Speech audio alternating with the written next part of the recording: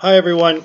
So this video lecture is going to cover the second very briefly and the third in more detail treatises of Friedrich Nietzsche's Genealogy of Morality. In Monday's class we dealt with some general features of Nietzsche's thought and took a very brief tour through the first essay of that book, in which the main takeaway point for our purposes is this idea that all of our common sense moral convictions, that their obviousness, that the straightforward nature of those moral convictions, rather than calling out for the continued presuming that animates their obviousness, that Nietzsche instead asks us to consider the possibility that something's being obviously the case should perhaps cause us to question its obviousness. So, in the first treatise, Nietzsche attempts to explain a kind of inversion between what we call good and evil and what he calls good and bad, and that what we call evil was once good and what we call good was once bad. And the point here, the details don't need to concern us at this juncture, but any more than they did in the class on Monday. But the philosophical point that is relevant for us moving forward is this idea that everything that is obvious, everything that seems to be clearly the case, is the result of a history that is not obvious, that is ambiguous and unclear. And so that is why Nietzsche says in doing philosophy, we must ask of any phenomena of which we would give a philosophical account, what are its origins and what are its uses? And so Nietzsche is in the business of asking the question of what the value of our value system is. Now, in the second treatise of the genealogy, Nietzsche begins with a question about the nature of memory and forgetting. And it'll be important for you to keep this in mind moving forward, because it's going to have a very powerful influence over the discussions we have next week on cultural criticism, and in particularly for your homework, which I sent out a La Lima announcement about. I need all of you to watch Hannah Gadsby's Nanette on Netflix before our next meeting. That you'll see when you watch that 1 hour special just how central the concept of memory and forgetting are to our sense of self and to the value and meaning of our lives. Nietzsche also wants to foreground the importance of memory and forgetting for our meaning, and he says the following, and this is a quote from the bottom of the fourth page of your handout. He says that forgetfulness is no mere vis inertiae, as the superficial believe. That is, it's not just a stopping of life, but rather it is an active and in the strictest sense positive faculty of suppression, and is responsible for the fact that whatever we experience, learn, or take into ourselves enters just as little into our consciousness during the condition of digestion, or one might call it inanimation, as does the entire thousandfold process through which the nourishing of our bodies, so-called incorporation, runs its course. To temporarily close the doors and windows of consciousness, to remain undisturbed by the noise and struggle with which our underworld of subservient organs works for and against each other, a little stillness, a little tabula rasa, a little blank slate of consciousness, so that there is again space for new things, above all for the nobler functions and functionaries, for ruling, for seeing, predetermining, for our organism is set up oligarchically. That is the use of this active predetermining, or this active forgetfulness. A doorkeeper, as it were, an upholder of psychic order, of rest, of etiquette, from which one can immediately anticipate the degree to which there could be no happiness, no cheerfulness, no hope, no pride, no present, without forgetting. So what Nietzsche is talking about here is that if we don't learn how to forget, we can never move on. Forgetting is actually active in our lives. It's important. It's important that some of the things that go on underneath the surface in the way our bodies move to sustain our mental lives, that we remain ignorant of these things. And he also thinks that with the problem of resentment or ressentiment, this internalized resentful attitude towards someone who we perceive to be stronger than us, that we become very good at remembering. Resentment entails very good memory. And because of that, it's very important that we learn how to forget so that we can be free from our resentment. And the problem Nietzsche is trying to diagnose is that because we're so resentful, we remember too much. And this remembering makes us sick and weak because we can never really let anything go. We can't let ourselves go. We can't let the slights go that others have visited upon us. And this is how we come to feel guilty.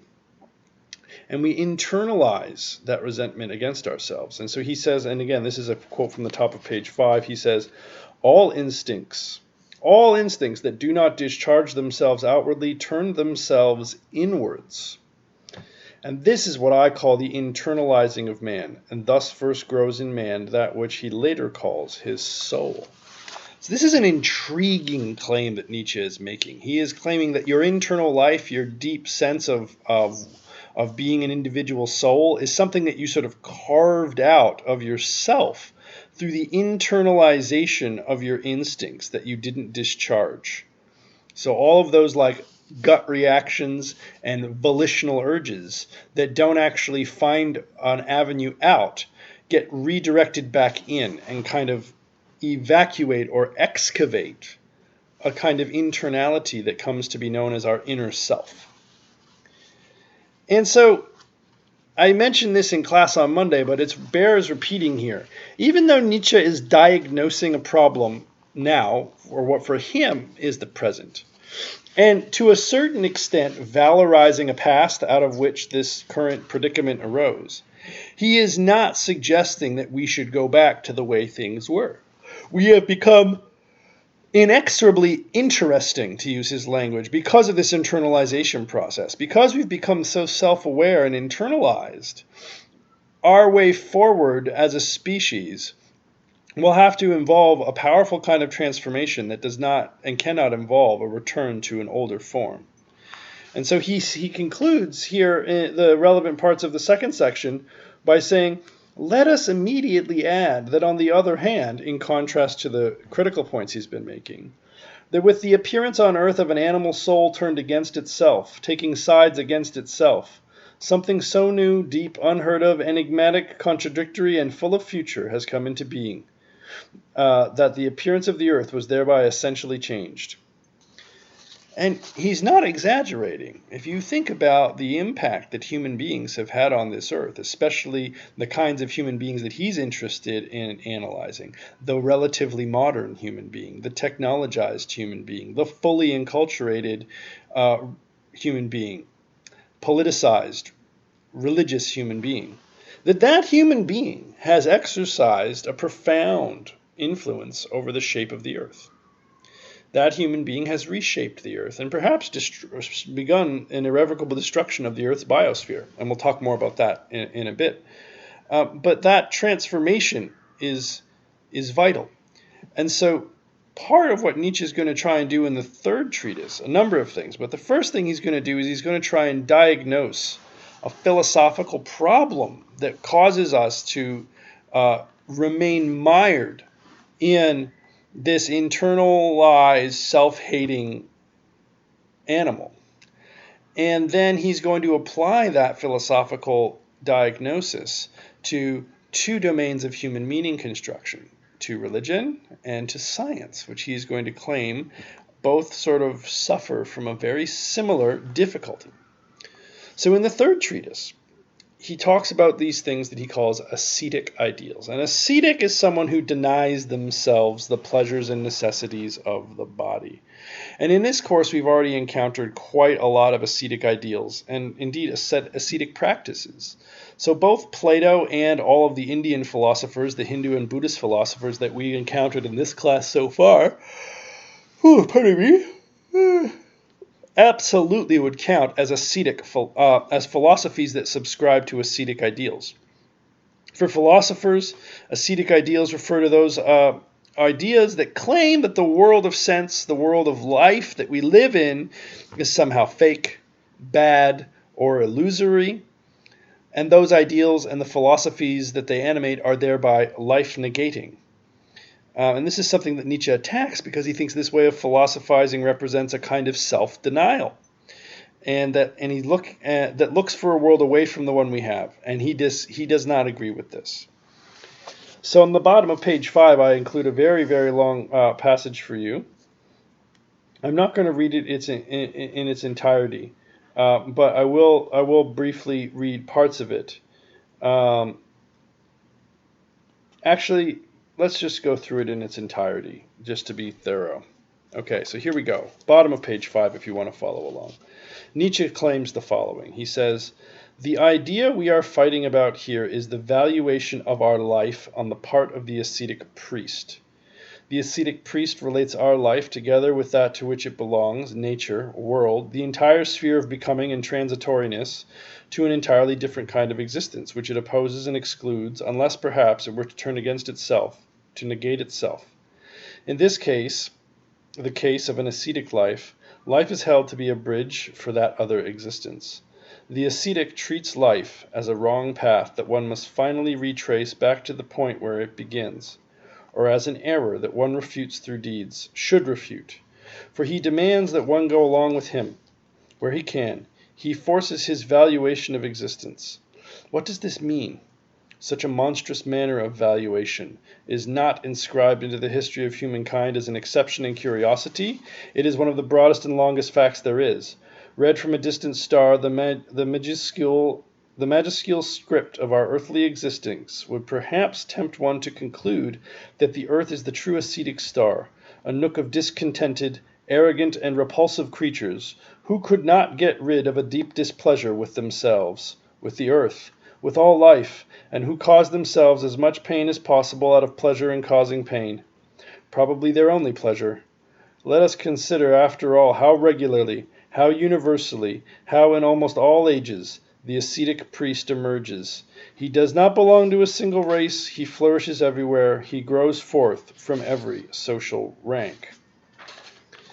So, the point that Nietzsche is making here is several, but the one that I want you to focus on as we move forward is this idea that life-denying philosophies animate the entire history of humankind.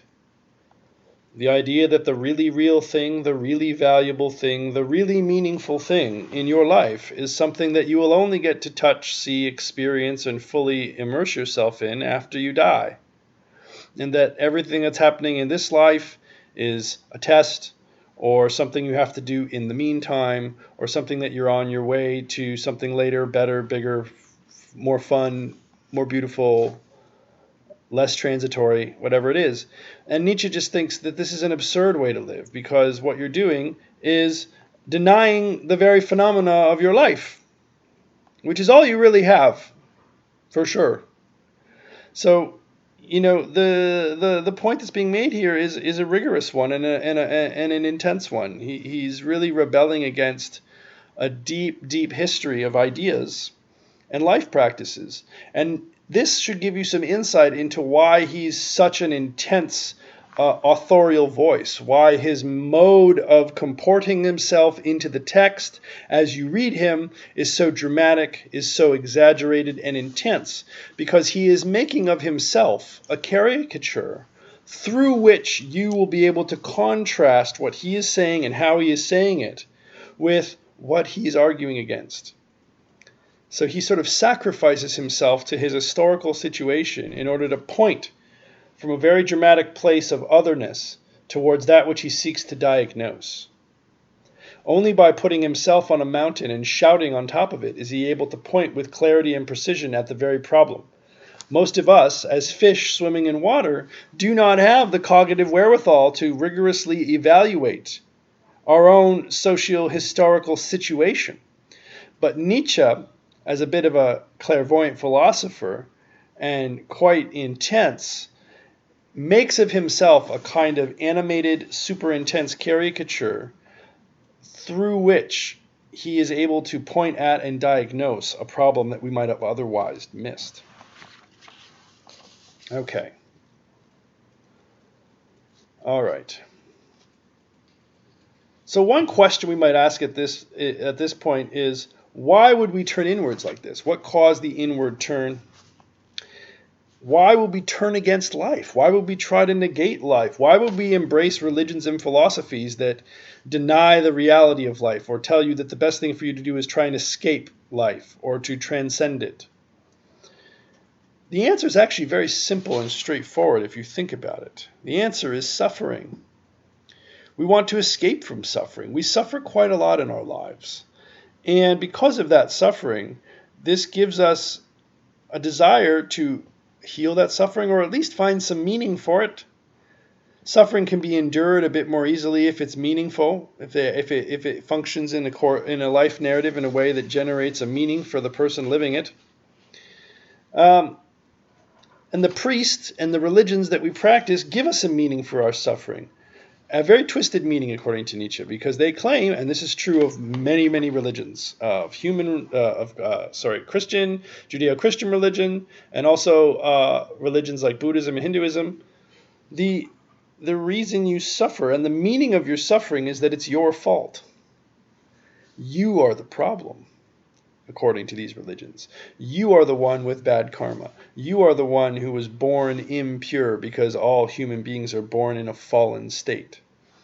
It's your fault that you suffer.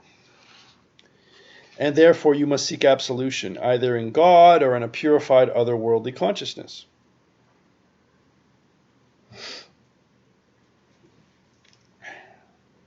Now, Nietzsche is interesting here because in his diagnosis of religion, he doesn't just run headlong into the arms of science, which is what a lot of the modern atheistic philosophical thinkers and pundits do, is they claim we don't need religion, we have science, and science proves that religion is false. Nietzsche's views are not so coarse.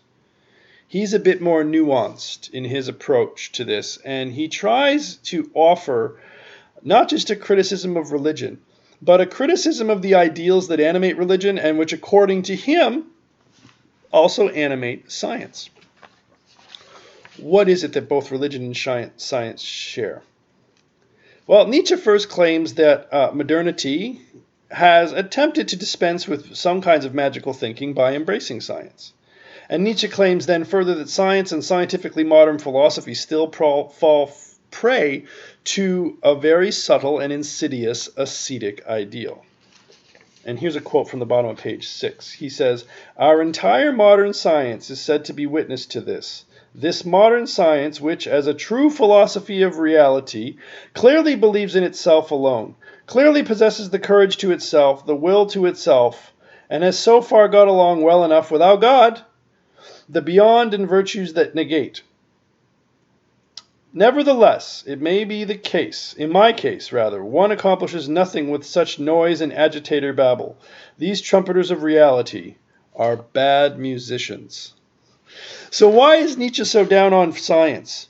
Well, Nietzsche thinks that science is naive to its own philosophical underpinnings, and that those philosophical underpinnings represent a further commitment to a kind of atheistic version of an ascetic ideal.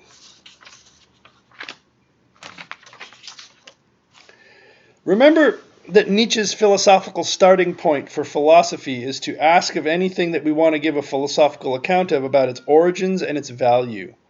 Nietzsche's claim is that science must ask itself these same questions, what its origins are and what its values are. And because it does not, or at least so he claims, we must be wary of sneaking a life-denying ascetic ideal into our scientific practices. The specific thing that Nietzsche thinks science shares with religion is what he calls the will to truth. And he is going to try and critique the will to truth because he thinks that not all truth is valuable. So on the top of page 7, I include a quote here, and the quote reads as follows: "Science itself now is in need of a justification, which is not to say that there is one. And on this question, just look at the earliest and most recent philosophies. All of them lack a consciousness of the extent to which the will to truth itself first needs a justification. And here there is a gap in every philosophy. Why is that? Because the ascetic ideal has until now been lord over all philosophy. Because truth was posited as being, as God, as highest authority. Because truth was simply not permitted to be a problem. Do you understand this? Permitted? From the moment belief in the God of the ascetic ideal is negated, there is also a new problem. The value of truth. The will to truth is in need of critique. Let us thus define our own task. The value of truth is for once to be experimentally called into question. Why do you think we need to critique the will to truth? Well, because not all truths bear on the question of the origin and health of a human being. And when we pursue truths that do not bear on these questions, we become sickly and ignore our own existential predicaments. We create an image of a universe that does not include us. And such pursuits are a form of self-erasure and contributes to our harm. So Nietzsche is worried that the scientific image of the world does not include a robust concept of the human being who is in the mode of practicing that science. And because science isn't self-aware in this way, we create a scientific image that has no place for a human being. And because there's no place, we erase ourselves. And that is not a healthy practice for us to undergo. So here's now Nietzsche connecting science and religion. He says, science also rests on the same ground as the ascetic ideal when calculated physiologically. A certain impoverishment of life is a presupposition here as well as there. The affects become cool, the tempo slowed, dialectic in place of instinct. Seriousness impressed on faces and gestures. Seriousness. This most unmistakable mark of the more laborious metabolism of a struggling, hard-working life. So, the way that this picture of the world affects us, the way our investment in it changes us psychologically, is something Nietzsche is deeply concerned about. And so he believes that the death of God, which we talked about on Monday's class, and the deep entrenchment of ascetic ideals that remain in the wake of God's departure are going to create a vacuum and an upheaval that will be very difficult for us to overcome. Here's why. Because the ascetic ideal is still life-denying. Science that doesn't include the human being, science that tries to reduce everything to atoms in the void, or quantum fields, or particles, or chemicals, or even biological systems, is a philosophy that denies the phenomena of the human life as a willful, existential predicament. And when we erase that, when we embrace ideals that erase that predicament, and then remove the meaning structures that helped us deal with that predicament, namely religion, this creates massive upheaval. And the really beautiful and terrifying thing about this is Nietzsche predicted that this would create a kind of meaning crisis for human beings. And you have to keep in mind, he's writing at the end of the 19th century. So he anticipates 2 world wars. And the really intriguing thing about Nietzsche is he says this in multiple places in his writings, that like millions of people will perish in the conflicts that will arise when we try to fill the void of God's death with other things, without having first overcome the life-denying ascetic ideals that animated that commitment to the religion. Because it's one thing for the religion to go. It's one thing for the God to go, for the God to die. It's another thing to understand the life-denying philosophy that underpins those commitments. And when we lose the content of our meaning structure, but do not unearth the ideals that animate that meaning structure, and then we try to replace the God with something else, with nationalism. How well did that work out in early 20th century Germany? Not too well. With technology, how has that worked out in the last 100 years? We've literally destroyed the biosphere. So Nietzsche is something of a prescient philosopher because his diagnosis of the meaning crisis anticipates the 20th century and all of its horrors, and all of its technological dazzlements, and all of its alienation. because he notes quite profoundly that even though we are not as religious as we once were, we are still not happy with ourselves. We are life-denying creatures. And because we deny our own lives, the things we seek to replace or fill that void with are not always good for us. And that is very, very important to keep in mind. And so he concludes, and this is the top of page 8 of your handout, that it is from the will to truth's becoming conscious of itself that from now on, and there is no doubt about it, morality will gradually perish, and that great spectacle in 100 acts that is reserved for Europe's next 2 centuries, the most terrible, most questionable, and perhaps the most hopeful of all spectacles. Again, another quote. Precisely this is what the ascetic ideal means. That something was lacking, that an enormous void surrounded man, and he did not know how to justify, to explain, to affirm himself, so he suffered from the problem of his own meaning. Last quote. One simply cannot conceal from oneself what all the willing that has received its direction from the ascetic ideal actually expresses. This hatred of the human, still more of the animal, still more of the material, this abhorrence of the senses, of reason itself, this fear of happiness and of beauty, this longing away from all appearance, change, becoming, death, wish, longing itself. All of this means, let us dare to grasp this, a will to nothingness, an aversion to life, a rebellion against the most fundamental presuppositions of life. But it is and remains a will. We are willing beings no matter what we do. And to say again at the end what I said at the beginning, a man, a person, a human being would much rather will nothingness than not will. There is nothing we wouldn't do to fill this void of meaning. And we must therefore make hard choices about what the meaning of our lives will be, because we are deeply prone to believe that meaning is offered to us from on high, and this is a task for which we're not really suited. We aren't good at making meaning. We want our meaning to be given to us. We want our meaning to be delivered to us. We want to just inspect our feelings and then know that our feelings will give us the answer to what the really true meaning of our lives will be. And this is why Nietzsche thinks that we need another type of being, an overman, an Übermensch, the next stage, a being who is content, excited, and capable of creating their own meaning, who does not rely on power structures or institutions to give it its meaning, and who is aware of the risks of trying to create meaning while still embracing a life-denying philosophy. So that's all I have to say about Nietzsche. We can spend some time the next time we meet fielding some questions about Nietzsche if any of you have them. I will be available through email over the next week, so do feel free to reach out if you have any questions or concerns about anything that we went through in this short video lecture. And think about it, and make sure that for our next class you watch Hannah Gadsby's Nanette, which I sent you a link on through La Lima and which is available on Netflix. See you in a week.